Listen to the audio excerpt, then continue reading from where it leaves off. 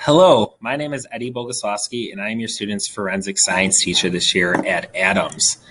I just want to take a second to tell you a little bit about myself, talk about the class, the expectations of the students in the class, and things we'll be covering this semester. I grew up in Warren and graduated from Cousino in 2005. I've lived in Michigan my whole life. After high school, I attended Michigan State University, where I got my undergraduate degree in biology with a minor in integrated science, along with obtaining my teaching certificate. A couple years ago, I finished my master's degree from Western Michigan University in science education, and I'm currently in my 11th year at Adams. This is the 5th year that I've been teaching forensics. I couldn't be happier. It's a great school to be. The staff, the students, parents, everyone are just great here. I couldn't imagine myself anywhere else. So some topics that we'll cover in forensics.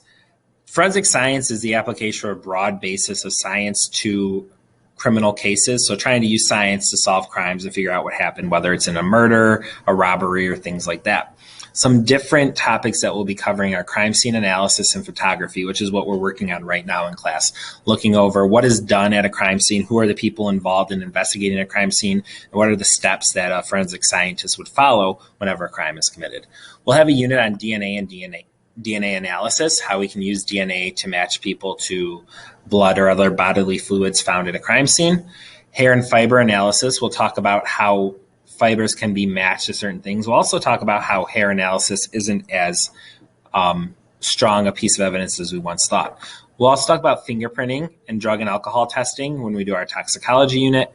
We'll do a unit on bone identification analysis, how if human remains are found, a forensic anthropologist would be able to look at those remains to determine different things such as the biological sex, relative age, stature, and things of the individual who those bones belong to. We'll talk a little bit about dental characteristics and bite mark analysis and talk about how that is another thing that isn't as strong of evidence as we once thought it was. Throughout the semester, we'll be talking about real cases and real criminals, and with that, we'll be looking at criminal behavior and psychiatry. We maybe get to arson in class as well. We will talk about medical and forensic autopsy. So if a body is found, what is done to try to determine the cause of death. We'll talk about blood and blood spatter analysis and chemical substance identification, along with a wide range of other topics. A lot of students take this class because they're interested in the material, but besides that, what are some things that having a knowledge of forensic science could help you with later on in life? Many careers involve forensic science, including obviously a forensic scientist, which is one of the fastest growing career fields. There's all kind of different specialties, whether it's forensic accounting, forensic ballistic, forensic fingerprinting, or things like that, where specialists are involved in different types of areas related to crimes that take place. FBI agents, police officers, and other law enforcement individuals would work hand in hand with forensic scientists. A crime scene investigator and laboratory tech would work with crime scenes and evidence found at those to try to determine what happened. Medical assistants, medical examiners, and doctors often work hand in hand with forensic scientists as well. My main thing I expect from students from this course is maturity and interest in the topic. The class is more interesting when they're involved in asking questions and really engaged with the material.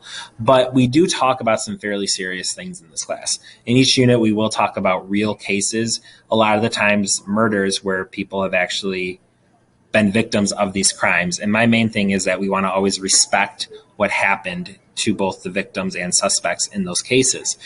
So my biggest ask of the students is be mature as we cover these fairly mature and advanced topics.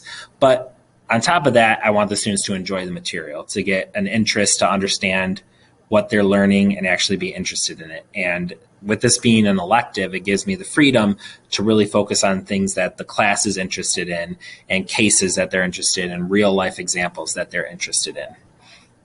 In terms of the best way to get in touch with me, if you ever need to, email is by far the best method. I typically check my email throughout the day and can respond within 24 hours.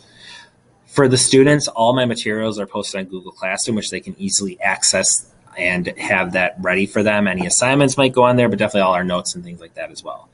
Thank you for taking the time to watch this and get to know a little bit more about my class. I'm really excited to work with your student throughout the year, and have a great night. Thanks.